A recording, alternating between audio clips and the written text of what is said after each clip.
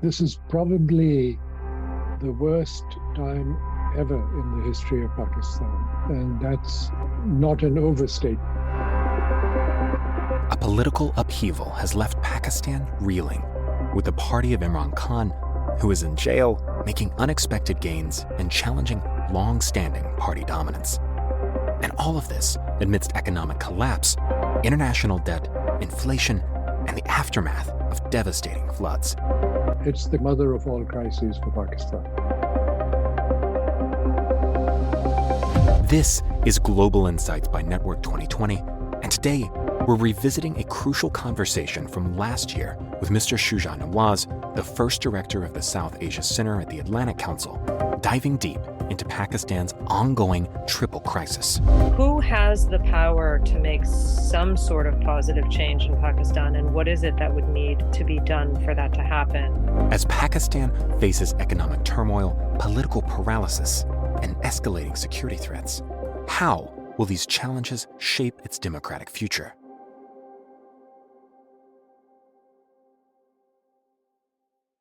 Moderating the conversation is Courtney Doggart, president of Network 2020.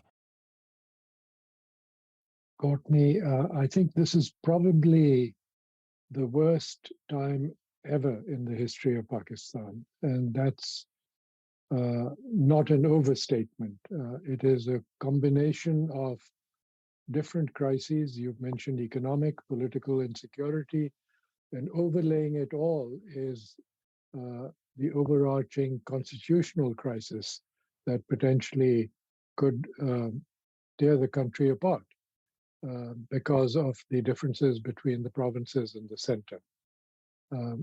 This is against the backdrop of recent challenges, which include the war in Ukraine, that has affected global supply chains, that has affected Pakistan's ability to import wheat, which it needs to feed its people. It also includes the recent flooding, which was, one of those 100-year floods, which is now being repeated almost every second or third year in Pakistan. And the effects of those floods have not yet been surmounted by Pakistan. So it's going to affect its production of crops for the next year at least, and it will affect its exports for the next year or more. So the other problem is the dire economic straits in which Pakistan finds itself, where its growth rate, which used to be in the 6 to 7% annually, has now been downgraded to 0.4%, which is even lower than it was during the COVID pandemic, which was the other crisis that it had to surmount in recent years. And so, as a result, Pakistan has an unfinished negotiation with the International Monetary Fund, which is critical to its economic future, because until and unless the IMF agrees to a program and renews funding for Pakistan, additional funds that are waiting to be dispersed for Pakistan from the World Bank, the Asian Development Bank, the Asian Investment Bank in China, and other entities in the private sector are all on hold. On top of it, the political crisis within the country has extended the poor governance that was evident during the period of Imran Khan, who is very popular and is becoming more popular in the street as we speak, but showed an inability to govern and showed an inability to create a big tent approach to politics in Pakistan. And only now is talking about the need to have some kind of a unity government. So it's the crisis of all crises, or as we once heard about Iraq, the mother of all battles. This is the mother of all crises for Pakistan. Thank you for starting us off there. You mentioned in the very beginning the constitutional crisis and the fact that the center and the regions are seeming to be pulling apart. Could you please just go into a little bit more depth about the constitutional crisis that Pakistan is facing, and in particular, I think the relationship between the Supreme Court of Pakistan and the Parliament and how that's affecting the situation? Certainly. And it's not just the Supreme Court of Pakistan and Parliament. There are a couple of other players that I should mention. One is the President of Pakistan, who is the titular head of the state. The head of government is the Prime Minister, but the head of state is the President. And the President has to sign off on legislation. And he has actually turned back a couple of pieces of legislation that Parliament has passed in order to curtail the powers of the Supreme Court.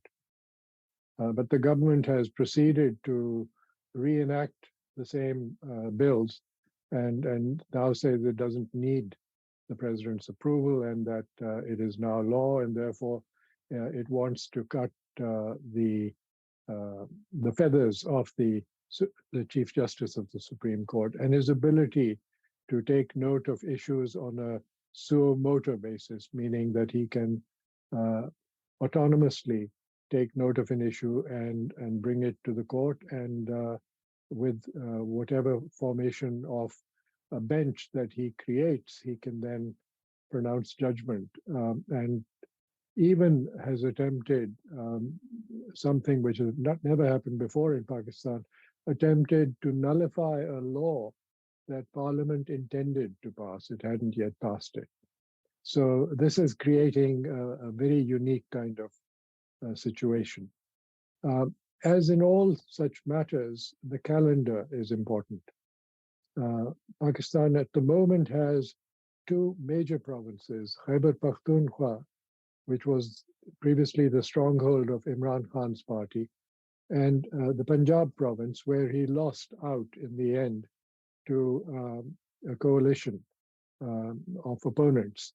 And in the Punjab, which is the largest single province in the country, there is a caretaker government, which under the law can only be in existence for 90 days, and it must hold elections to the provincial assembly within 90 days.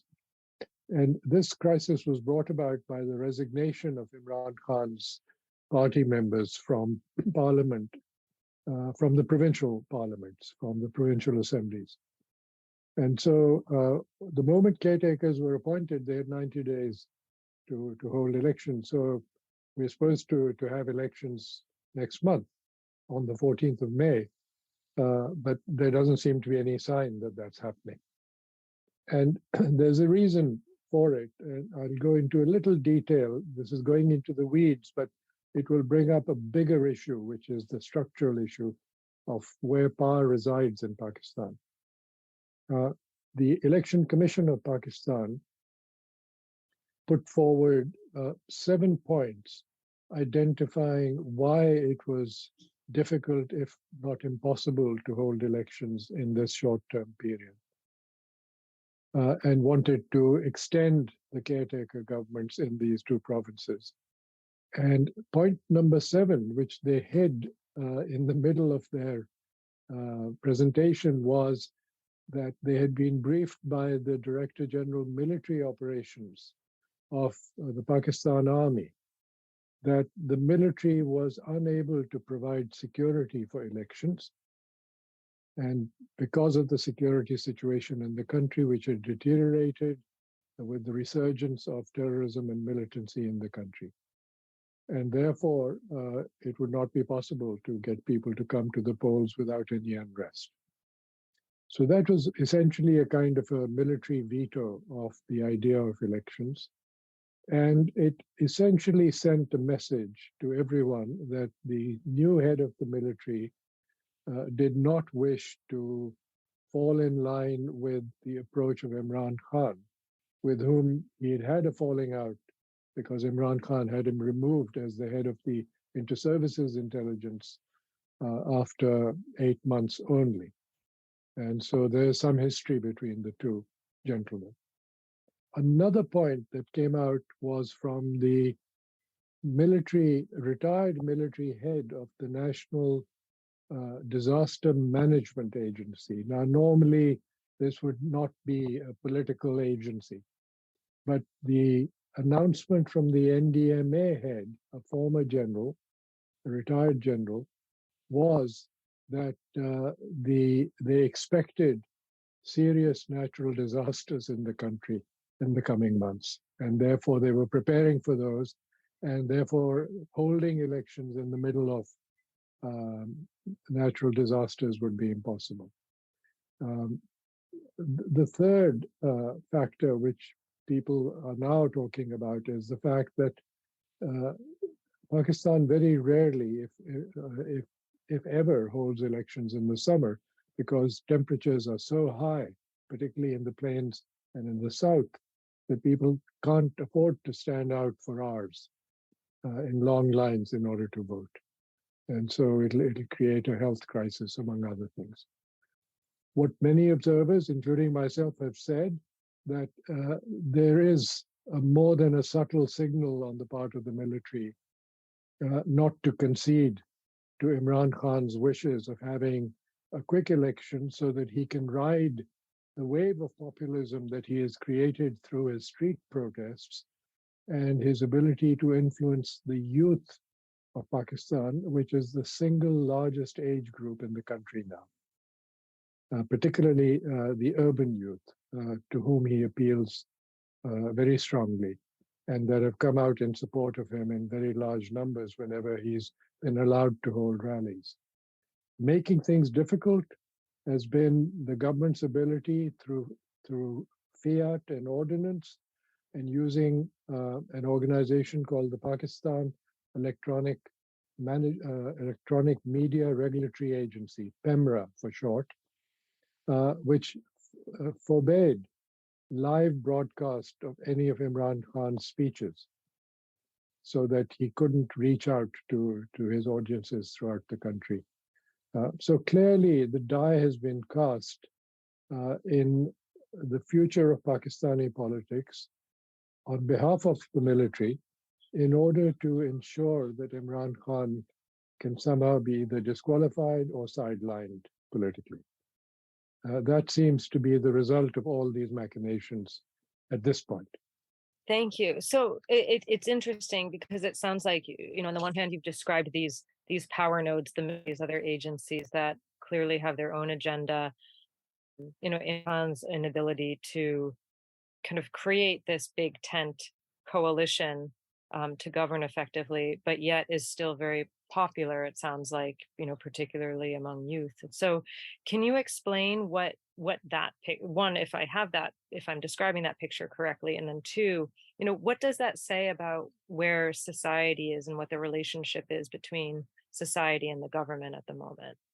Your description is accurate. It captures the essence of what I was saying. And I should add also that the Supreme Court's Chief Justice is only in office till September, when his term expires. And the next person in line to be the Chief Justice of Pakistan is Justice Qazi Faiz Isa from Balochistan, who has in the past had a reputation of being somewhat of a maverick. He has been very rough on the military in the way it handled affairs in Balochistan, but he has also done things when he moved to the center in the Supreme Court and was presiding over cases which made decisions that the military wanted. And so Qazi Faiz Isa is a little unknown quantity, and he will be Supreme Court Justice for another 18 months. And he will have a powerful effect on politics and economics in the country. And so there's the issue of the current Chief Justice who doesn't get along with him, trying to get things done before he leaves, even to the extent of trying to discredit Justice Isa on some issues. So that's kind of part of the Machiavellian activities behind the scenes that have been affecting decision making in Pakistan.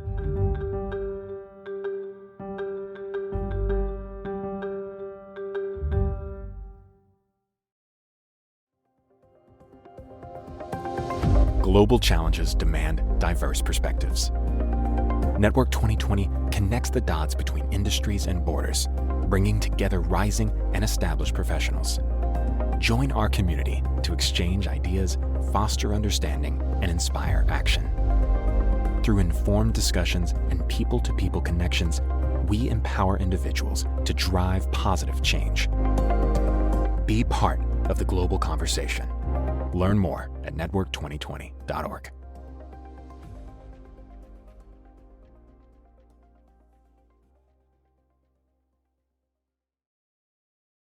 So, just to dig in a little bit more, what are some of the social issues in contemporary Pakistan that are exacerbating or contributing to this trifecta of problems that you're seeing? Well, the social and economic issues are related. They go hand in hand. And Pakistan's economy has suffered tremendously. As I mentioned, growth is down to 0.4%. Inflation, according to the latest monthly figures, is above 47%.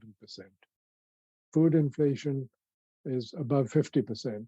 And the poorest segments of society throughout the country, in the cities as well as in the agricultural part of the country, in the rural part of the country, people spend more than 50% of their income on food. So they've been particularly hard hit by the inflation tax, which is the worst kind of tax for poor people in any country. In addition, the economic crisis brought about by global events, by natural disasters, and by misgovernment or misgovernance has reduced the size of the middle class in Pakistan. I think the last time we spoke, I may have referred to the fact that Pakistan had a growing middle class of something like 53 million people out of a population at that time of about 200 million. The population now is north of 230 million. The middle class has fallen partly as a result of COVID and natural disasters from 50 million odd to 22 million. That's not good news because that is the economic and political and social backbone of the country. And that is where the military also is recruiting its officers from the petty bourgeoisie in the cities.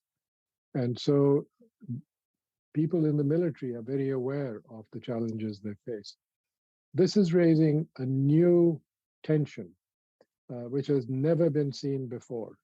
And the tension is a public criticism of the military in Pakistan by political parties and by civic groups and others, which has become more and more common. And this has put the military on edge and on alert because they don't quite know how to deal with this, particularly when it comes to use of social media by youth to spread the word against the military. So that's a completely new development. More worrisome, the military is divided now between the senior people and the junior people on the basis of wealth. This is a visible issue where it is clear that people, once they become red tabs, brigadiers, major generals, and above, are able to acquire entitlements that allow them to accumulate wealth at a rapid click, including subsidized land, including double dipping after retirement, and they retire at an early age, taking over state enterprises or being given diplomatic posts or other positions, whereas people at the lieutenant, captain, major, up to colonel level who are commanding troops and who are actually fighting and dying in the battle against the insurgency in Fatah and other parts of the country, are struggling, like their other civilian relatives, to survive because their salaries can't keep up with inflation. And they have to maintain a certain lifestyle and they have to send their children to school. And so this is creating an internal tension within the military. And very interestingly, the army has changed and is now trying to deal with this. And if you allow me, I will digress to talk a bit about the changes within the army, because that's the subject of my new book. Yes, please. I was about to stay on this. So yes. General Asim Munir who is the new army chief and former DG ISI, is not from the elite Pakistan military academy in Kakul, where traditionally, which is the kind of West Point of Pakistan, where all the officer class comes from normally. He is from the OTS, the Officer Training School at Mangla, which is a shorter one-year course, in which he did very well. He won the Sword of Honor in the 57th OTS course. And I have a picture of him on his graduation because one of my cousins was his commandant. He was the general in charge of the OTS from that time. And I see this very smart, very bright officer who made it to 3 stars in a very competitive Pakistan army, made it to head of DGISI, to head the Inter-Services Intelligence, and is now the army chief. And he has selected as his chief of general staff another 3-star who is also from OTS. And that's his right-hand man, a general called Saeed, who used to work with General Kiani as his personal secretary at one time. So there is a kind of a class distinction that one must recognize within the military. And this is a reality that has always confronted people in the military, that they always saw this class distinction between the graduates of the military academy and graduates of the shorter one-year officer training school. And so there's some tension there. Now, General Asim Munir has done something very interesting recently. He's actually put forward and issued an order creating a new plan under which junior officers can get access to subsidized housing for themselves, which the military will allow them to pay for on a part-time basis. They will, have small payments throughout their service so that by the time they get near retirement, they have an apartment or a house that the military will build for them on subsidized land at subsidized rates. So this is seen by people within the country and within the military as a way of winning back the junior officers in the Pakistan Army. So it's a very interesting development. We have to see how it goes. And I don't know if we are going to witness, Ambassador Wisner, a creation of an Egypt on the Indus after having seen the creation of a Pakistan on the Nile. Thank you very much for that. And it's interesting to hear about, such a powerful institution in Pakistan be what seems to be actually like fairly dynamic and responsive, at least to the situation. I'd like to just switch gears a little bit and talk about the United States. So in your book, The Battle for Pakistan, you define the relationship between the US and Pakistan to be one of a misalliance, sort of a marriage of unequal parts. What do you mean by that, if you wouldn't mind just giving a quick overview?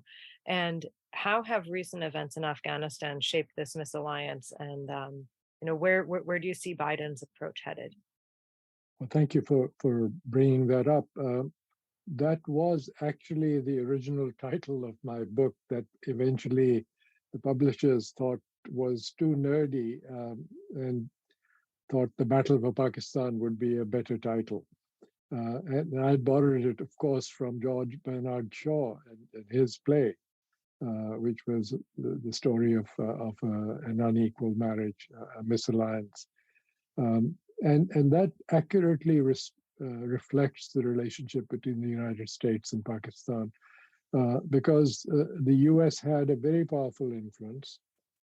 It used Pakistan as a regional entity as part of its global or regional strategy for Asia and the Middle East, and its global strategy against the former Soviet Union and then against Russia and now against China. But that situation has changed dramatically. And it changed during the Trump administration when aid to Pakistan, which was a very major source of leverage for the United States, almost went down to zero.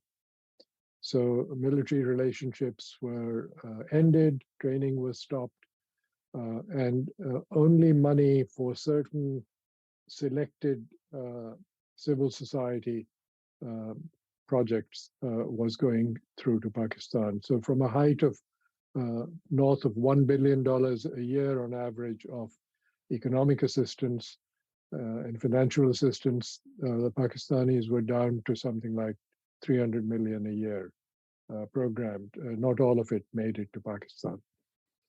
And so this has created a new reality where the US can only use moral suasion with Pakistan, and it hasn't worked too well. At the same time, the Indo-Pacific strategy of the United States has shifted the US's focus to India. And India is a willing participant in that. It has its own interests in Southeast Asia, which may not be 100% congruent with US interests, but it is willing to go along with the United States and its other partners in order to take advantage of whatever moves can be made to grab the economic pie within the Indo-Pacific. There are, of course, security issues related to that because India has a growing economy, a very powerful growing navy also, and a strong presence in the Bay of Bengal, and an ability to close down the Straits of Malacca in case it wants to restrict China from entering the Indian Ocean or the Arabian Sea, etc. So all of these factors are at play in the way Pakistan is being perceived in Washington today and how Washington perceives Pakistan. My understanding is that, at least in the White House, where the Indo-Pacific strategy is headquartered, Pakistan is already seen in China's camp, along with a few countries in Africa. And I think that would be a mistake because there are elements within Pakistan, including powerful elements within the military, that would not want to break the ties with the United States.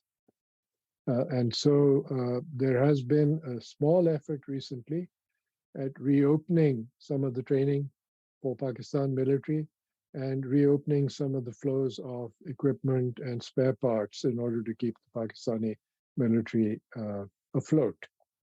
Now, recently, a report has emerged in Pakistan of a briefing that the former Army Chief General Bajwa gave to 20 journalists, in which he was either dissembling or bringing them into his confidence. And it's hard to have a background briefing with 20 journalists and nothing will leak to the world outside. But he essentially said to them words to the effect that the Pakistan army was unable to fight. It was restricted in its ability to fight because it didn't have the fuel, nor did it have the equipment and the ammunition, etc. And so, if that is correct, that is a very dire warning for Pakistan as a whole, because it will show a weakness, which obviously will be picked up on the Indian side by the more hawkish elements of Prime Minister Modi's government. And at any moment, anything could happen that could create a conflagration. The good thing is that the line of control between India and Pakistan has been very quiet. And I think the kudos goes to both sides for maintaining that quiet. And I think that is something that the US also wishes would remain so, because if they talk to each other, then it's much better than having them prepare for conflict, in which the US will be asked to pick sides, and that will be a very difficult decision. Thank you. One final question, and this would be the look ahead. And it seems like such a very difficult question to ask given the dire situation you've painted. And I guess I would ask it as this. Who has the power to make some sort of positive change in Pakistan, and what is it that would need to be done for that to happen? Do you see that happening? You know, I've always been accused of being an optimist. But a good friend once said to me that a pessimist is an optimist with experience. So I have to be modest and humble in my ability to look at the future. But I do see a great possibility of unleashing the power of business in Pakistan and of the middle class. And it will mean that Parliament will have to take itself seriously and become part of the tax net to begin with. In 2013, half the members of Parliament paid no income tax. That's not a good example to set for the rest of the country. And so political parties which are dynastic have to stop ruling the country and ruling their parties as family businesses.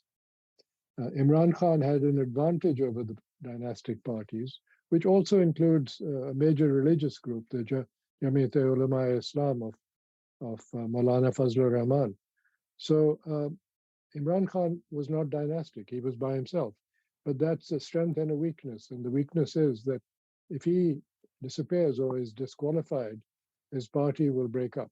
They'll go back to the other parties.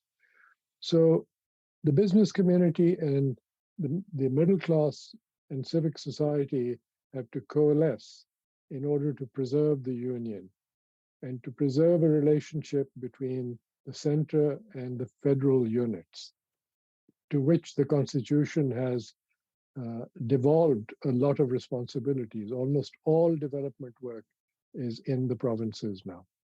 But the resources are not there, they're not being generated. Pakistan relies primarily on remittances from its workers overseas to the tune of $31 billion a year in order to stay afloat. But it needs to export. And its export regime has been marked by corruption, where favored textile and other industrialists are given subsidies to export and have not gone out and created new markets or new products to export.